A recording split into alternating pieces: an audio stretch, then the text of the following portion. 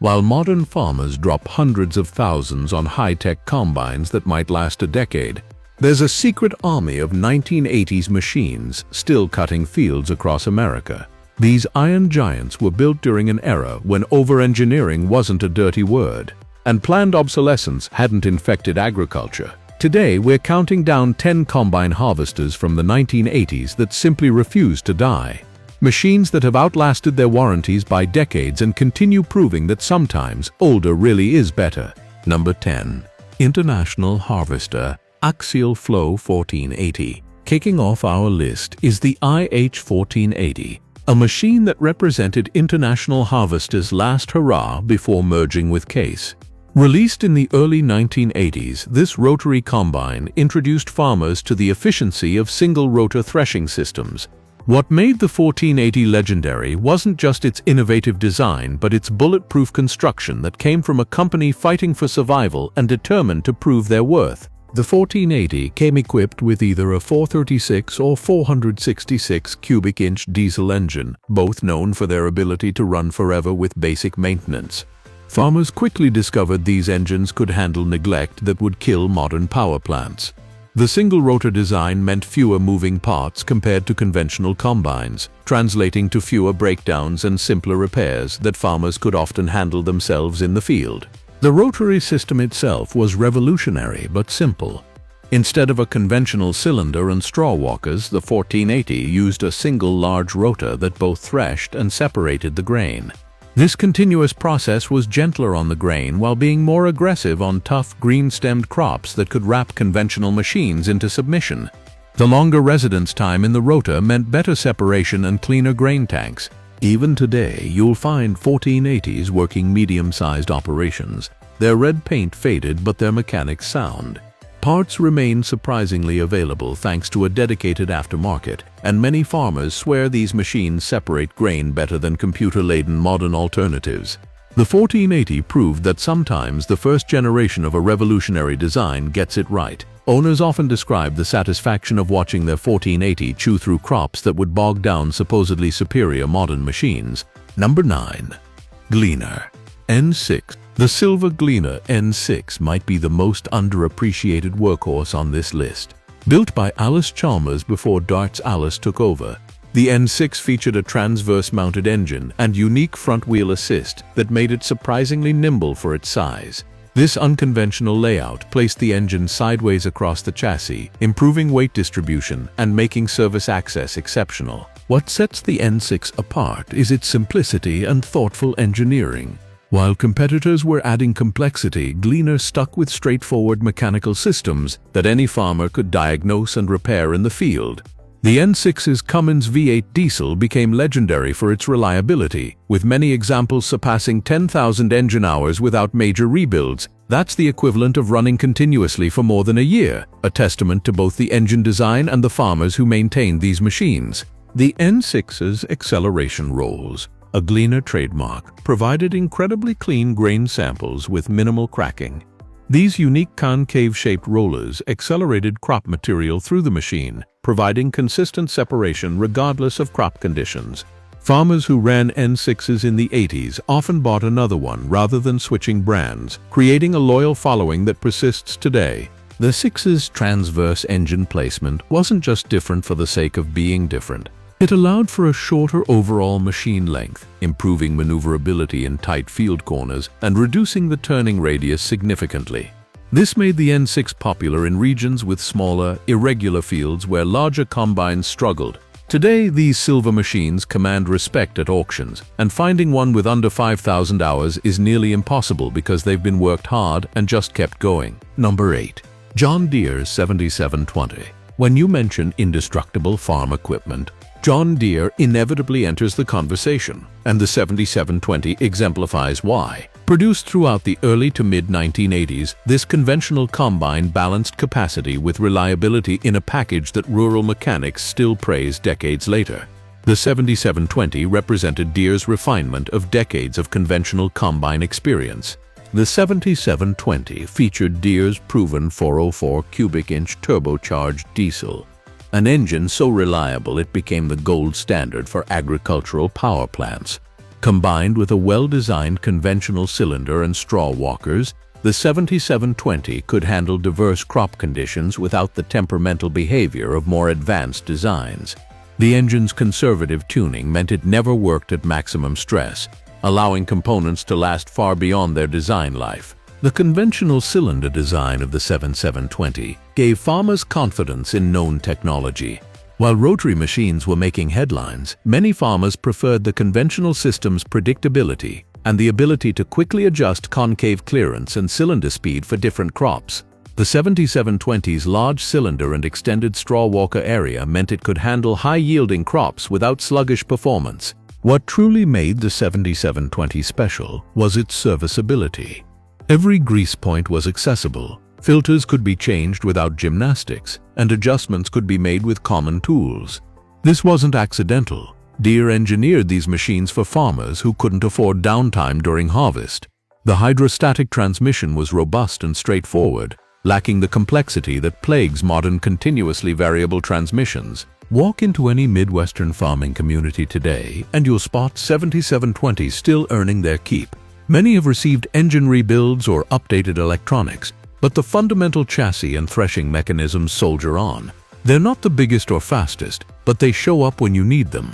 The 7720's cab was comfortable for its era, and while not luxurious, it provided adequate space and climate control for long harvest days. Number 7. Massey Ferguson 860. Massey Ferguson's 860 represented the Canadian manufacturer's serious entry into large-scale combining.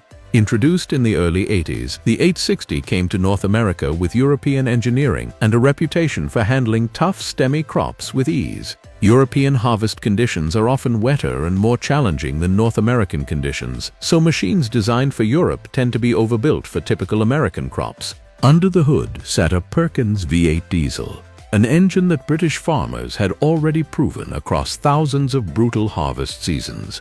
The 860's conventional design incorporated uncommonly large cylinder bars and extensive straw walker area, making it exceptionally effective in high-yield wheat and barley. The cylinder's aggressive design could handle damp crops that would overwhelm machines with smaller threshing areas.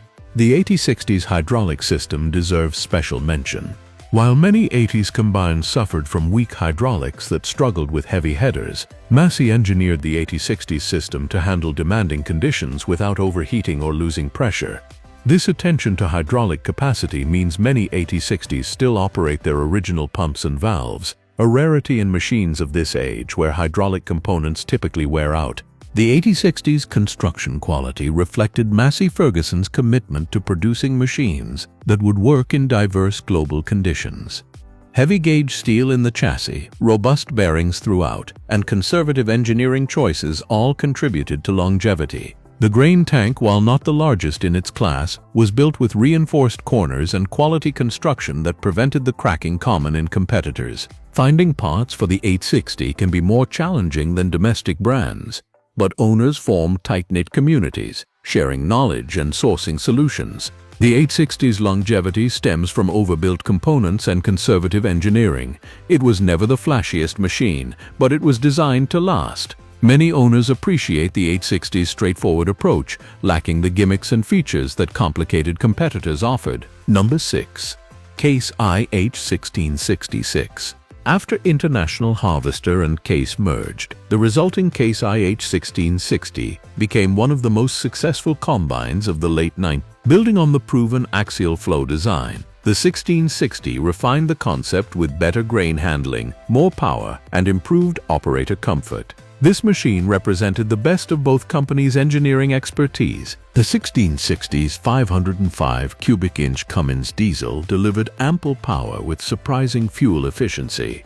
More importantly, this engine tolerated the extended periods of maximum load that characterize harvest work. Many combines perform well initially, but struggle during the long days of continuous operation that real farming demands. The 1660's engine was designed for exactly this type of work, with robust internal components and excellent cooling capacity. The improved rotor design processed crops more gently than earlier models, while maintaining excellent throughput. Case IH engineers refined the rasp bar configuration and concave design, creating a system that was less sensitive to adjustment, yet still provided excellent grain quality across diverse crop conditions. This meant farmers spent less time tweaking settings and more time actually harvesting. Case IH nailed the ergonomics in the 1660s cab, creating an environment where operators could work 14-hour days without excessive fatigue. The controls fell naturally to hand. Visibility was excellent with large windows and strategically placed mirrors, and the climate control actually worked, unlike some competitors' cabs that were either ovens or freezers. The seat design, while simple by modern standards, provided adequate support for long days. The 1660s grain tank featured steep sides and excellent visibility from the cab, allowing operators to monitor filling and judge the right moment to unload. The unloading auger was powerful and reliable, maintaining speed even when fully extended and handling high-moisture corn without plugging. These practical details mattered enormously during harvest's time-critical operations. Today's 1660s often show over 4,000 separator hours, but continue working reliably with proper maintenance. The aftermarket support remains strong, with numerous vendors specializing in Case IH parts and upgrades. Many farmers keep these machines as backup combines, confident they'll fire up and run when called upon. The 1660 represents the sweet spot where rotary technology matured while maintaining the simplicity that ensures longevity. Number 5. New Holland TR86. New Holland's twin rotor system set the TR86 apart in the 1980s combine market. While others used single rotors, New Holland employed two shorter rotors working in tandem, a design that provided unique advantages in certain crops.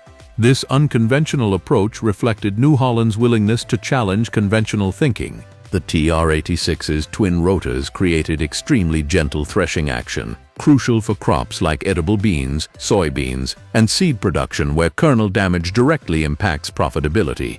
Each rotor was shorter than competitors' single rotors, meaning crop material experienced less aggressive treatment while still receiving thorough separation. This gentleness came with a productivity bonus. The twin rotor system could maintain capacity while reducing grain damage. The system's redundancy also meant if one rotor experienced issues, the machine could often limp home rather than dying in the field. This practical advantage saved countless harvest days when time was critical. Farmers appreciated this resilience, knowing that even a partially functioning TR86 was better than a perfectly designed machine that was completely disabled by a single failure. Powered by either Ford or later Cummins diesels, the TR86 proved that properly maintained power plants will outlast the machinery around them. The mechanical simplicity of mid-80s technology meant fewer sensors to fail and more straightforward diagnostics when problems did arise. The TR86's control system used simple mechanical linkages and hydraulic controls rather than electronic systems prone to corrosion and computer failures. The TR86's cleaning system deserves mention for its effectiveness. The dual cleaning fans and large cleaning shoe area meant the machine could handle high ground speeds without sacrificing grain cleanliness. This allowed farmers to cover more acres per hour while still delivering quality grain to elevators, improving both productivity and profitability. Modern farmers operating TR86s appreciate the machine's forgiving nature. It doesn't demand the constant attention and adjustment of high-strung modern combines. Set it properly at the season start, keep up with basic maintenance, and it simply works.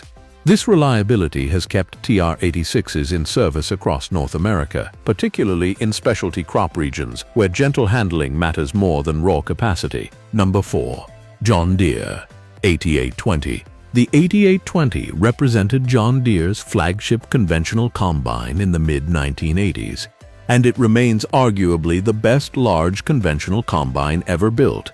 Everything about the 8820 was engineered for the serious production farmer who couldn't afford mechanical failures. This machine was Deere's answer to farmers demanding more capacity without sacrificing the reliability they'd come to expect. The 8820's 619 cubic inch turbocharged diesel delivered impressive power while maintaining legendary Deere reliability. The large displacement meant the engine never worked particularly hard, extending its service life far beyond what manufacturers plan for today. Many 8820 engines have been rebuilt once and continue providing decades more service. The engine's conservative tuning produced less stress on internal components, allowing crankshafts, connecting rods, and cylinder heads to last seemingly forever. The 8820's threshing and separating components were sized generously, giving the machine capacity to spare in most conditions. This over-engineering meant components experienced less stress and wore more slowly. The straw walkers, in particular, were built like bridges, massively overbuilt by modern standards but still functioning perfectly decades later. These walkers could handle the tough, stemmy straw that high-yielding wheat produces without clogging or losing separation efficiency. The 8820's cleaning system featured large fans and extensive shoe area, ensuring clean samples even when pushing maximum capacity. The chaffer and sieve adjustments were straightforward and reliable, using simple mechanical linkages that maintained their settings throughout long days. This consistency meant operators could set the machine and focus on optimizing ground speed rather than constantly tweaking settings. The hydrostatic drive system in the 8820 was robust and long-lasting, using components sized well beyond minimum requirements. This transmission could handle the shock loads that occur when encountering changes in terrain or crop density without the jerking or hesitation that plagues marginal designs. The variable speed control allowed smooth transitions, improving operator comfort and reducing mechanical stress. Finding an 8820 in truly poor condition is difficult because these machines were expensive when new, attracting serious farmers who maintained them properly. Today, they command premium prices at auctions, with well-maintained examples selling for amounts that would shock anyone unfamiliar with their reputation. Some 8820s sell for more than they cost new when adjusted for inflation, testament to their enduring value. Number 3. Diots Alice Gleaner R60. When Diots took over the Gleaner line from Alice Chalmers, the R60 represented their refinement of the proven Gleaner design. Released in the late 1980s, the R60 incorporated German engineering precision with American agricultural pragmatism. This cross-cultural collaboration produced a machine that combined European build quality with designs optimized for North American farming conditions. The R60's Deutz air-cooled diesel was unconventional for American agriculture, but proved remarkably reliable. Air cooling eliminated coolant system failures, a common headache with aging combines. No radiators to clog with chaff, no water pumps to fail, no antifreeze to leak. The air-cooled system was brilliantly simple. The distinctive sound of a Deutz diesel became music to farmers' ears, signaling a machine that started in the coldest weather and ran in the most demanding conditions. The air-cooled design also meant the R60 maintained consistent operating temperatures, regardless of ambient conditions. In hot, dusty harvest conditions where liquid-cooled engines often struggled with overheating, the Deutz simply kept running. This reliability in extreme conditions made the R60 popular in regions with particularly challenging climates. Gleaner's accelerator rolls reached their peak development in the R60, providing sample quality that many modern combines can't match. For farmers producing specialty grains or seed, this matters enormously. The R60 could run faster with less grain damage than competitors, increasing productivity while maintaining quality. These rolls gently accelerated crop material through the machine, preventing the cracking and splitting that occurs when grain is thrown violently against hard surfaces. The R60's transverse engine layout, inherited from earlier Gleaners, provided excellent balance and maneuverability. The machine's relatively compact footprint made it popular for farmers with smaller fields or irregular field shapes. Despite its smaller exterior dimensions, the R60's internal capacity matched much larger-appearing competitors. The R60's cult following keeps these machines viable. Owners share knowledge, retrofit parts from other models, and maintain their combines meticulously. Walking through a R60 owner's shop reveals the pride these farmers take in their silver machines, polishing chrome and painting panels others would leave faded. Annual Gleaner gatherings bring these enthusiasts together, where knowledge is freely shared and the R60's legendary status is celebrated. Number 2. International Harvester Axial Flow 1460. While the 1480 made our list at number 10, the smaller 1460 earned second place for its versatility and surprising longevity. Designed for smaller operations, the 1460 proved perfectly sized for the thousands of family farms that needed reliable equipment without the cost of flagship models. This machine democratized rotary combine technology, bringing it within reach of farmers who couldn't justify larger models. The 1460's 436 cubic inch diesel might seem modest by modern standards, but it provided adequate power with exceptional reliability. This engine became legendary for starting in brutal cold and running in scorching heat without complaint. Maintenance requirements were straightforward, and parts remained reasonably affordable compared to larger models. The engine's simplicity meant farmers could often perform their own maintenance, reducing operating costs. The 1460's rotor was smaller than its bigger siblings, but incorporated the same fundamental design principles. The single rotor system provided excellent separation in a package that was less intimidating and more manageable for farmers transitioning from conventional combines. The reduced rotor length actually made the 1460 easier to keep properly adjusted, as there was less area to monitor and maintain. What makes the 1460 special is its continued relevance. Many small to medium farms find the 1460's capacity perfectly matched to their needs, making expensive upgrades unnecessary. With a 6-row corn head or 15-foot grain platform, the 1460 handles hundreds of acres efficiently without the complexity or cost of modern machines.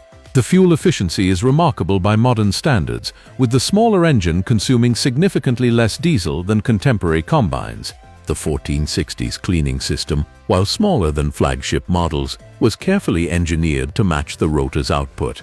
This balance meant the machine could operate at optimal efficiency without overwhelming the cleaning shoe or leaving capacity unused. Many farmers discovered their 1460's could actually maintain cleaner samples than larger combines operated by less skilled operators. The aftermarket support for the 1460 remains robust because so many survive in active service. Farmers discovered these machines could be updated incrementally, adding better lights, comfortable seats, or modern monitors, while keeping the reliable mechanical foundation. The 1460 proves that appropriate capacity and bulletproof reliability trump cutting-edge technology for many operations. Number 1.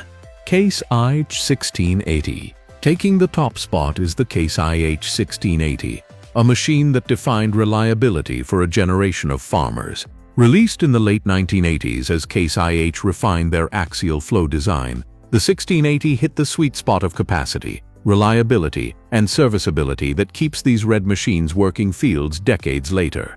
This combine represents the pinnacle of evolutionary design, where every component has been refined through years of real-world feedback. The 1680's 505 or 611 cubic inch Cummins diesel options both became legendary for their durability. These engines were engineered conservatively, never pushing the boundaries of power density that plague modern engines. Run them at rated speed with clean fuel and proper oil changes, and they seemingly run forever. The 505 provided adequate power for most conditions, while the 611 gave farmers working heavy crops or steep terrain the extra muscle they needed. The 1680's single-rotor design had matured by the late 80s, eliminating early problems while maintaining the fundamental advantages of rotary threshing. Farmers found the 1680 could handle variable crop conditions without constant adjustment, and it processed tough, stemmy crops that choked conventional combines. The rotor's diameter and length were optimized through years of testing, creating a system that balanced gentle grain handling with aggressive straw separation. The concave design in the 1680 allowed for quick adjustment between crops. Farmers could transition from soybeans to corn to wheat with relatively simple changes, making the machine versatile enough for diverse operations. This adaptability meant a single 1680 could handle everything a farm grew, eliminating the need for crop-specific machines. What truly sets the 1680 apart is the number still working today. Drive through grain-producing regions, and you'll see these machines everywhere. Not as nostalgic decorations, but as active, productive equipment. Many farms run 1680s as primary combines, not backups, trusting them for their entire harvest. This continued service reflects both the machine's quality and the practical economics of farming, where a paid-for combine that still works makes more sense than financing new equipment. The parts support remains excellent, both from Case IH and an extensive aftermarket. This means keeping a 1680 running doesn't require scrounging junkyards or fabricating custom parts. Routine maintenance items are shelf stock at any agricultural dealer, and even major components remain available. The healthy used parts market means farmers can economically rebuild and upgrade their machines. The 1680s cab design provided adequate comfort without unnecessary complexity. Controls were logically arranged, visibility was excellent with large windows, and the climate control used simple mechanical systems that continue functioning decades later. While not luxurious by modern standards, the cab allowed operators to work efficiently without the distractions of overly complex control systems. The 1680 represents the pinnacle of an engineering philosophy that prioritized longevity over planned obsolescence. These machines were built when manufacturers still took pride in seeing their equipment run for decades, not just until the warranty expired. That philosophy, combined with superb engineering execution, created a combine that truly refuses to quit. The 1680 proved that with proper engineering, agricultural equipment can provide decades of reliable service. These 10 combines from the 1980s share common characteristics that explain their longevity: conservative engineering, quality materials, serviceable design, and adequate capacity without pushing technological boundaries. They represent an era when agricultural equipment was built to be repaired rather than replaced, when simplicity was valued over complexity, and when manufacturers took pride in machines that outlasted their warranties by decades rather than viewing such longevity as lost sales. For farmers facing ever-increasing equipment costs and the complexity of modern combines with their electronics, emission systems, and subscription software, these 1980s workhorses offer a compelling alternative. They prove that reliability, serviceability, and appropriate capacity can trump horsepower numbers and technology features. These machines didn't refuse to quit. They were built never to quit in the first place. Their continued service across thousands of farms demonstrates that sometimes the old ways really were better, and that quality engineering creates value that lasts for generations.